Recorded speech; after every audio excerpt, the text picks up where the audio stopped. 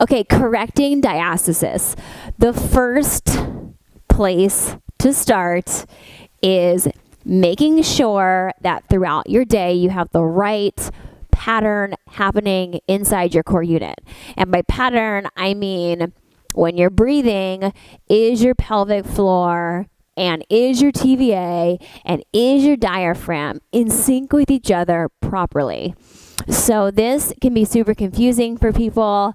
That's why I like to start with something like 90-90 breathing, where you can really both learn the proper pattern while also really utilizing a breathing exercise as a real exercise to start healing your abs post-pregnancy. Now, if you follow me on social media, you probably know that I like to work out really hard, and I'm not like a yoga or Pilates person. Not that there's anything wrong with that. It's just not my style. I like to just do high intensity training and weightlifting.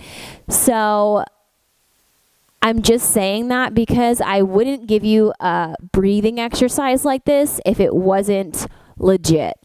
So just know that sure, you can keep working out hard as long as you can tolerate it, but implementing things like this is going to be an absolute must as you heal your abs post-pregnancy. High intensity interval training and all the fun stuff we like to do will not rehab your core post-pregnancy. Okay? So give this a chance, really commit to it and stick with it. The clients that I have that do commit and stick with the program when it comes to rehabbing your abs post-pregnancy go on to soar. Not only looking the way they want to look, but functioning the way that they want to function without any issues or intolerances. And that's what we want. That's my goal for you.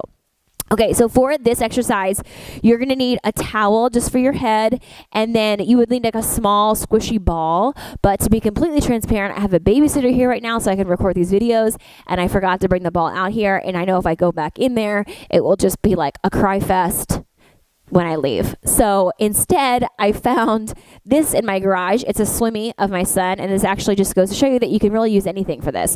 It has to be something soft and squishy that you can put between your knees and squeeze for this exercise. Now, you can do this exercise up against the wall like it says in your PDF. I'm going to demo on this bench. This bench is like really kind of sturdy and sticks to the floor, so I can really press up against it just because it's like a better camera angle to show you guys. But you can totally go up against the wall as well. Whatever works for you. So we're going to lay down, and remember, so I don't have diastasis, so I did forward flexion there. But if you do, you want to go down on your side, then roll to your back instead of doing like a sit up to get up and down. Okay? So we're going to put your we're going to put your feet on the wall. I'm going to put them on the bench, but you can imagine there's a wall there. Towel behind my head. My knees are in line with my hips.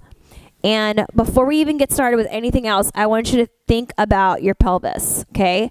So let me just move my mic pack so you can see. You want to make sure that you're not here where there's this gap underneath. So for me, my body loves to go in an anterior pelvic tilt. It's something I'm always battling. So for me, I really need to make sure that I do a posterior pelvic tilt here, tuck my butt under, and really get my back flat on the mat. Super important. Now, others naturally go into a posterior pelvic tilt and clench their glutes and their pelvic floor a lot. So if that's you, you want to think about kind of spreading your butt cheeks apart a little bit, and then just really trying to relax your hamstrings and your glutes from clenching, because posterior pelvic tilt moms are typically butt clenchers, and then anterior pelvic tilt moms like me are typically like we let it all hang out here, hyperextend in the low back. So we don't want either one. We want a nice neutral position. Lower back is up against the floor. Okay, so that's step one, but very important step, so we don't want to skip it. You're going to put your ball or your swimmy or literally whatever you have, you can even use a pillow here, is fine, in between your knees. So before we get started on the 90-90 breathing, now I just want you to check in. We're lined up, we're at 90 degrees, lower back is down, we're not in an anterior pelvic tilt, we're not in a posterior pelvic tilt, we're just right in neutral. And before we get started, I want you to make sure everything is relaxed. So hip flexors, just do a little like test massage. Make sure they're not tight and clenched. Hamstrings, make sure they're not tight and clenched.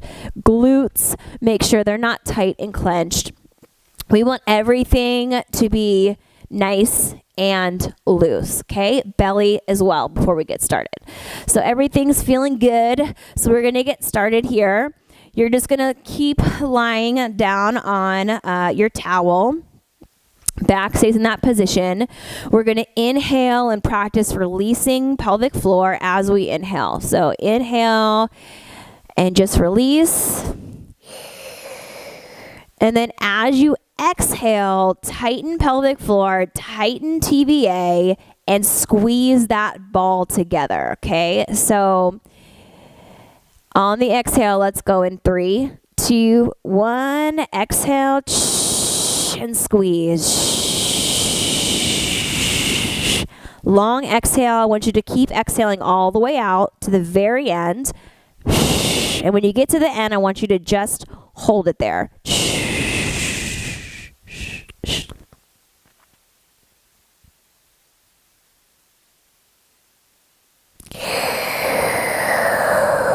Then you inhale and release again. So it's inhale and release.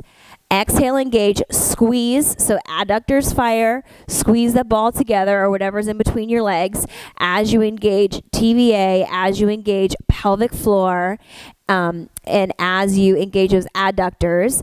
As you exhale, you want to do a slow, controlled, full exhale to the very end. I really like to use the sound as you exhale. I feel like that just really helps a lot of my clients like get it and to be able to control the rate of their exhale. So slow and controlled, try using all the way out. When you can no longer and you run out of air, stop and hold for 5 seconds. 5 Mississippi, 4 Mississippi, 3 Mississippi, 2 Mississippi, 1 Mississippi. Then inhale and release everything, okay? You can take a break in between or you can go back to back to back, whatever feels better for like where you are. If you really need to focus, then take a break in between and make sure you're set up and ready for success for your next repetition, okay? I'm going to show you a couple more times. So everything is released, relax. I'm going to inhale.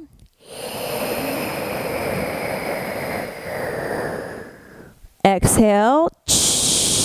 And squeeze.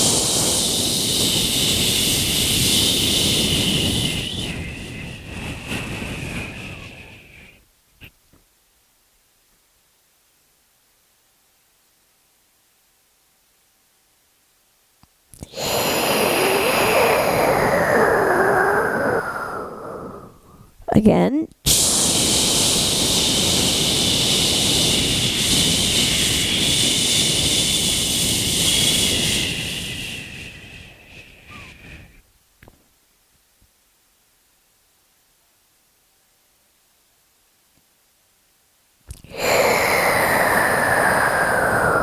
Okay, so that's the pattern. Now, when you inhale and exhale, you probably noticed I was like touching my belly. That's a really good way to just get to know like if you're doing it right. Because if you have your hands on the floor the whole time, it's kind of hard to tell. Like, do you have back body expansion? Especially when you're new to this. So feel free to put your hands on your torso. One hand on your belly, another hand around your rib cage maybe is usually a good place to put them because then you can really feel the expansion everywhere.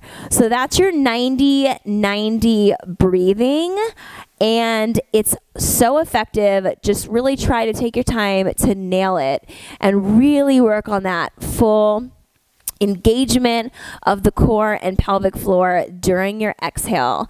And over time, as you practice this, you'll just get better and better and better, and your abs will heal more and more and more.